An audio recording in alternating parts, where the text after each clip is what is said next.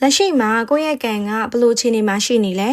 ပြီးတော့ဘာတွေဆက်ဖြစ်လာမှာလဲကိုကိုယ်တိုင်ရောဘာတွေခံစားနေရလဲ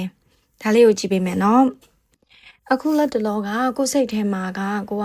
အခြေအနေနဲ့ပတ်သက်လာလို့ရှိရင်အရန်ဦးစားပေးချင်နေရယ်ပြီးတော့စွတ်စွတ်စားလှုပ်ချင်နေတယ်အရင်ကကိုလှုပ်ဖို့ကြောက်ခဲ့တဲ့အရာတွေကိုတော့အခုချိန်မှာစွန့်စားပြီးတော့လှုပ်ချင်နေတယ်စိတ်လှုပ်ရှားလွယ်တယ်ခံစားလွယ်နေတယ်ဝမ်းနေတဲ့စိတ်လေးလည်းရှိနေတယ်အဲ့တော့ဘာဆက်ဖြစ်လာမလဲပေါ့နော်အဲ့ဒါလေးကိုဆက်ကြည့်ရအောင်ပါဘာတွေဆက်ဖြစ်လာနိုင်မလဲဆိုရင်တော့ကိုယ့်ရဲ့မေတ္တာကို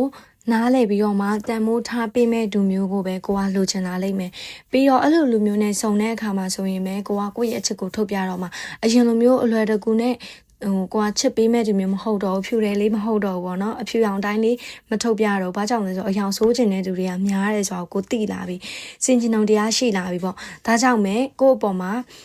တကယ်ကောင်းပေးမဲ့သူနဲ့ဆုံရဖို့ရှိလာလိမ့်မယ်ဘာတွေဆက်ဖြစ်လာမလဲဆိုလို့ရှိရင်တော့ကိုယ့်အပေါ်မှာပေါ့နော်နှွေးထွေးပေးရဲ့သူနဲ့ဆုံတွေ့ရလိမ့်မယ်ပြီးတော့ကောင်းမွန်တဲ့အနာဂတ်တစ်ခုသတင်းကောင်းတစ်ခုရရှိဖို့ပတ်လေးတွေလည်းရှိလိမ့်မယ်အတားအဆီးတွေကိုကြော်ဖြတ်နိုင်ပြီးတော့မှပျော်ရွှင်မှုတွေစီကိုဥတည်နေပြီဆိုတဲ့ကံကြမ္မာက